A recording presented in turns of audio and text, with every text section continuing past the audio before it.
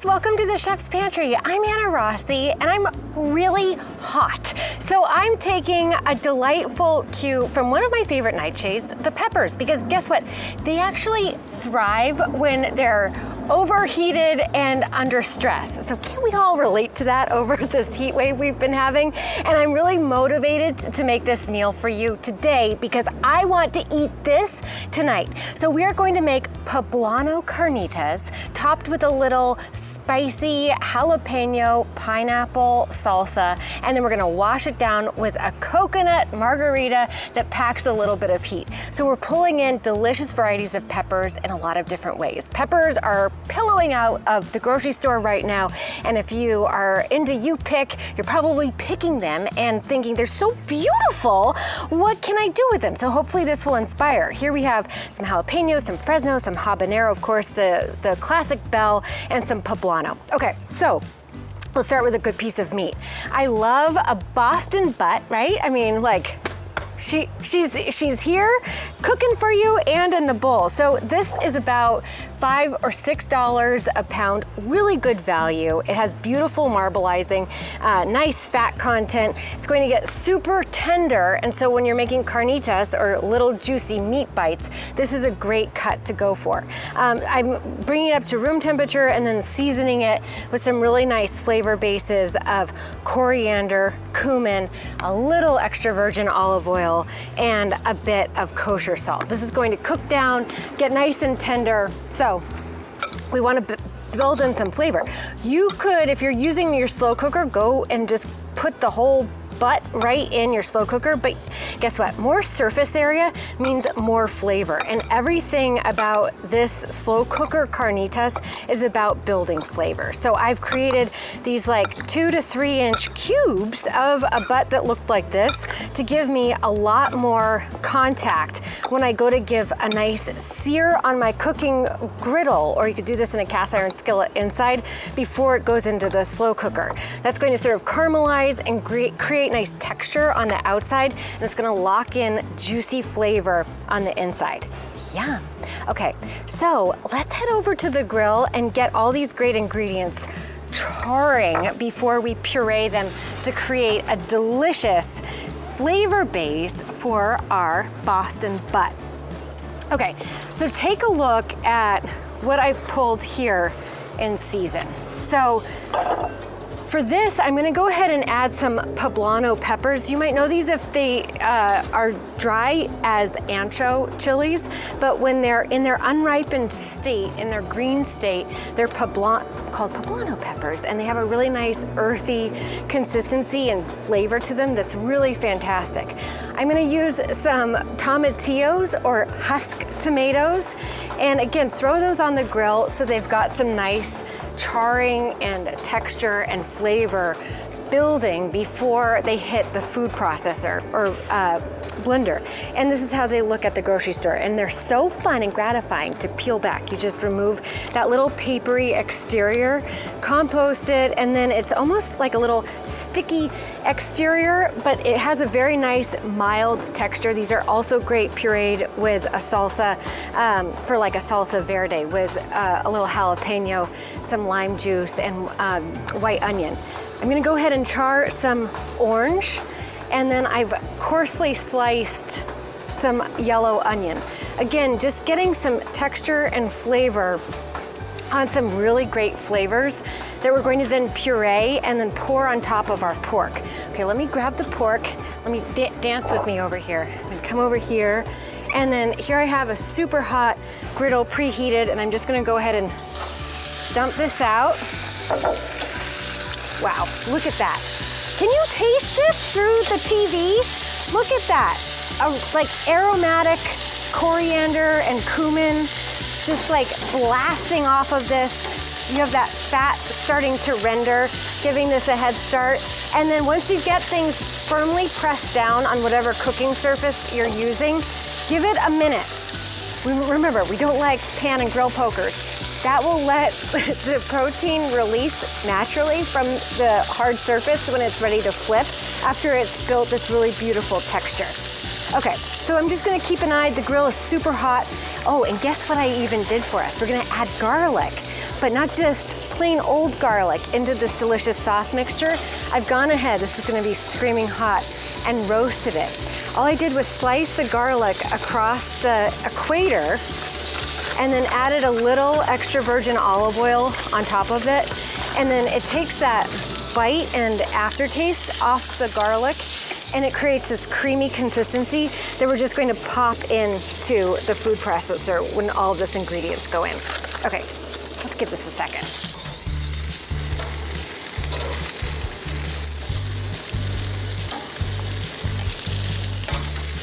This is some good looking Boston butt. Okay, let's get this slow cooking. Let me go ahead and grab the belly of our trusty slow cooker, and we're gonna go ahead and add all those delicious pieces of cubed pork. Yum. Oh my God, that's a sin. Oh, we have some lucky chickens, geez. Okay, so after I get this going, I'm gonna go ahead and saute the other butt so we get a really good batch, because this makes for excellent leftovers. So in total, I'll have about 5 to 6 pounds of meat. So we're going to go ahead and add the sauce that we're about to create in just a second, but let's go ahead and pull off these poblanos. This is some beautiful blistering. When you've thrown these on the grill like this, the skin is going to just naturally peel away from the peppers. This is great. I love to do this also with bell peppers. And if you don't want to do the grill and you have propane or gas inside, just toss it directly on the open flame. That's a really great way to get some char, some really good flavor, and also this great way to cheat and get your skin off the peppers. So I place this obviously in the little glass bowl, and then I'm covering it with a plastic wrap very tightly so it can steam and naturally help release away from the body of the pepper, which we're going to slice, remove the seeds, the stem, and the skin in just a second. But we can go ahead and pull off these other ingredients and add these to the Vitamix, getting them ready to puree. The onion, it's just like beautiful flavor. This is just going to create this amazing bath for this delicious cut of meat to simmer in for about 2 to 3 hours. And then when you fire roast the tomatillos, all that great sweet summer flavor. Oh, I love when they pop and get super juicy. They're super tender. They're just going to explode and create this really delicious slurpy sauce that's going to pour on top. And then for a little pack of heat, I'm gonna add a little bit of jalapeno pepper in its raw form. Give it a couple coarse chops. Add that in, and then here's our roasted garlic. So I actually over roasted it, but you can see how it just pinches out, and you can just add it beautifully and easily into your ingredients, and then you get that garlic essence along with this sweetness. So I'm super excited about like pulling in some of that sweetness with the orange, and then we're going to add just a splash of coconut milk to really get things moving. So let's give the peppers just a minute. We'll peel them, seed them, throw those in. Okay, we've got some sweaty peppers, kids. We must be doing something right. Let's take this skin off. Oh, look, that's already just like peeling right off. I love it. I love when good technique makes easy work. Ooh, they're hot.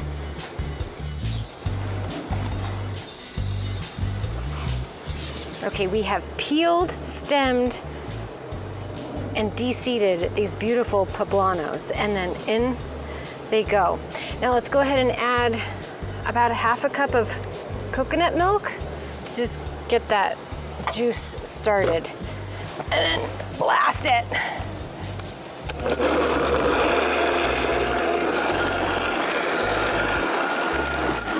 Woo!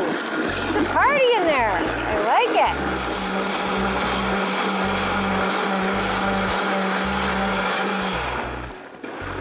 Great. Okay, keeping in mind, we seasoned well the pork with cumin, coriander, and a little bit of salt. I still do want to taste this with my tasting spoon. Oh. Woo! I like it. Okay, but I do want to add just a little bit of salt. So a little kosher salt, I think about a teaspoon. I just want every layer of what we're putting in to this dish to have flavor, because it is going to reward us when we take our first bite. The sweetness of the poblano pepper and the orange are really coming through. So having that little bit of kosher salt to amplify all the great flavor is just going to really pack a punch. Okay, so here we have our beautiful chunks of pork, and I'm just going to smother and spoil these great pieces with this delicious sauce. Yum.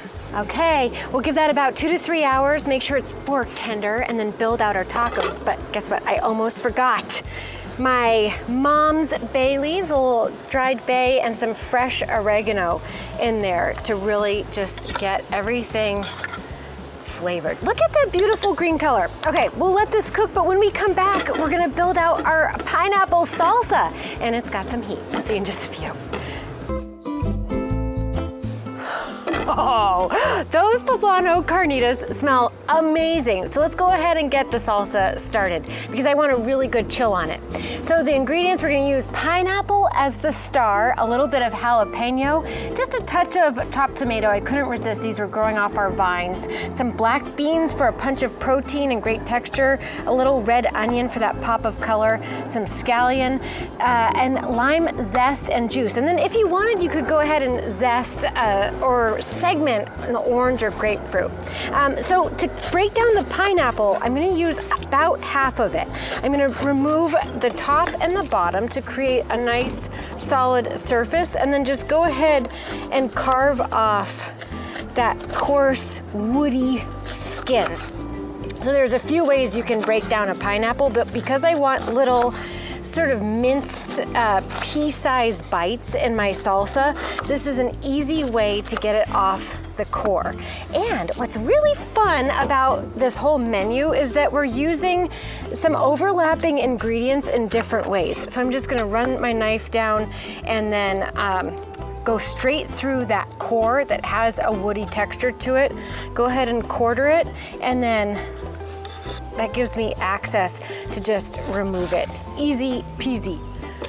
But we're going to take the other remaining half of the pineapple, I'm gonna freeze it, and that's going to become a really icy, delicious base for our frozen coconut margaritas. And then, speaking of the coconut margaritas, you know, we opened that can of coconut for our poblano marinade. And don't you hate when you only use like a third of a cup of something canned, and then what do you do with the remainder? Well, I think cocktails are a great idea. So have nice little bites of, oh, the sweetest pineapple. That can go ahead and go in our mixing bowl, and then we'll just slice up the rest.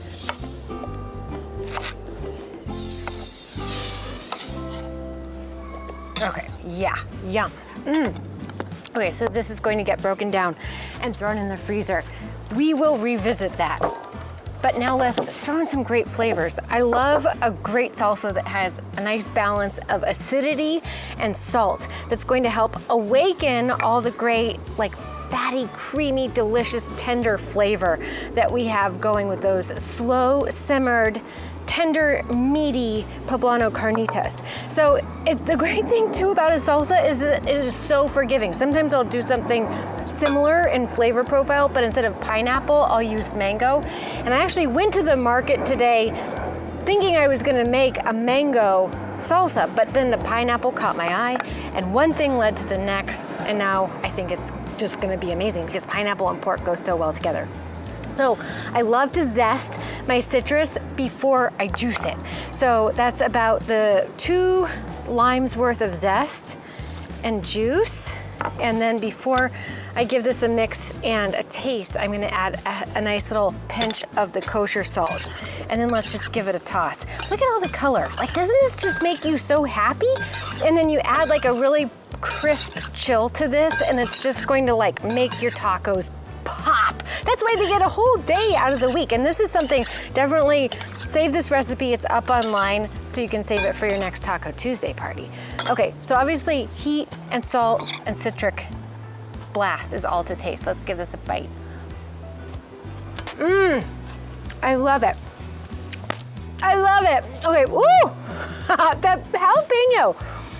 There's a range. These are hot. Taste your jalapenos before you go too bold.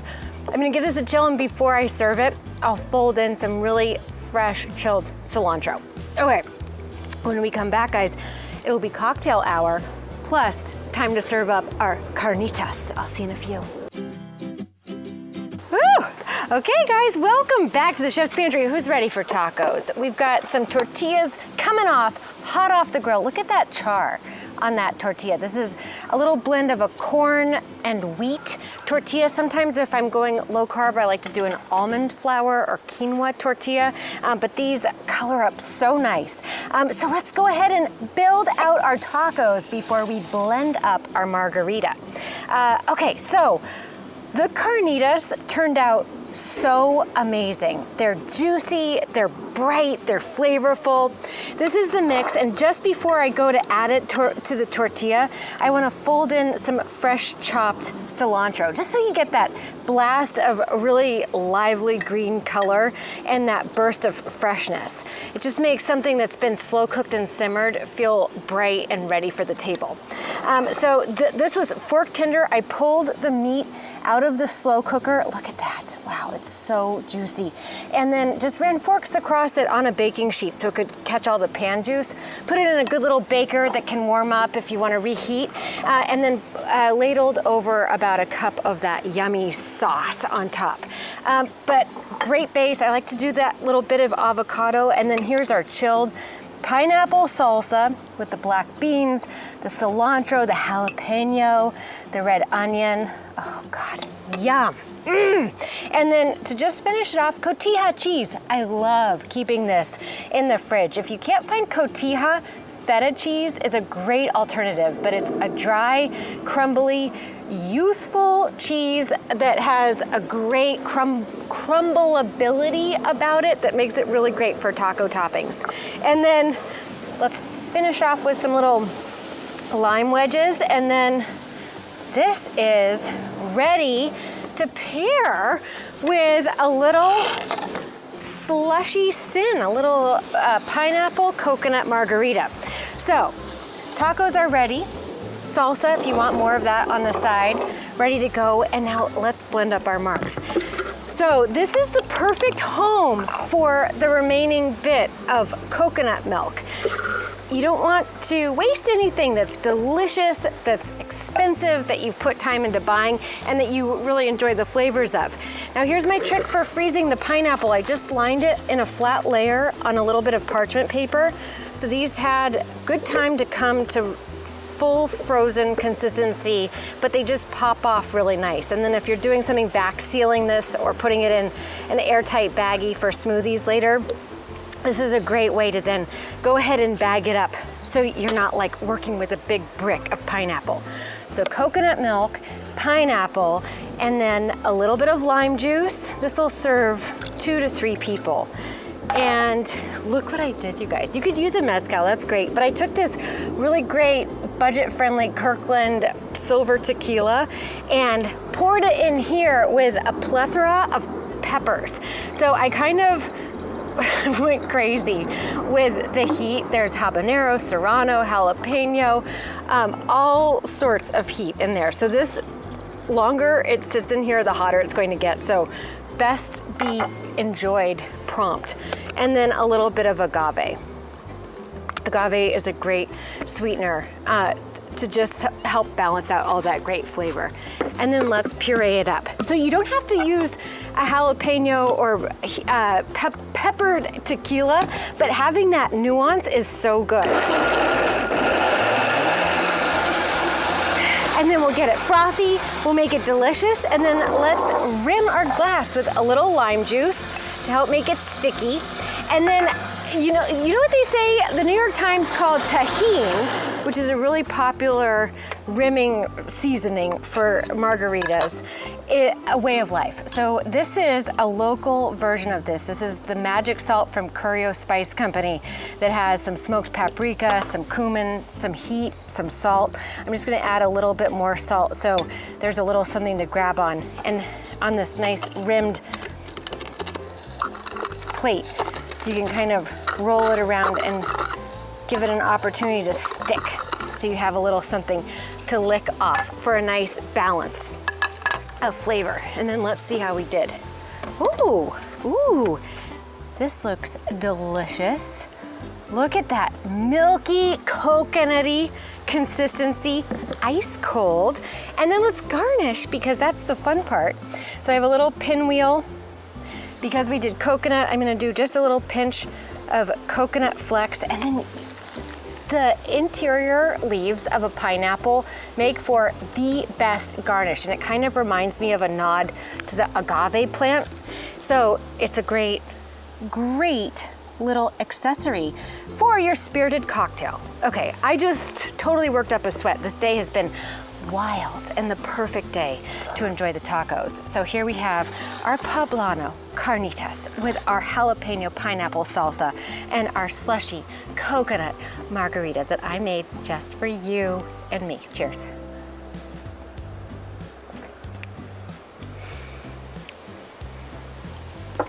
Best enjoyed tonight. This is so fantastic. Let's take a bite. Just the perfect amount of heat with that sweet, thick headiness of the coconut. And the habaneros are definitely present.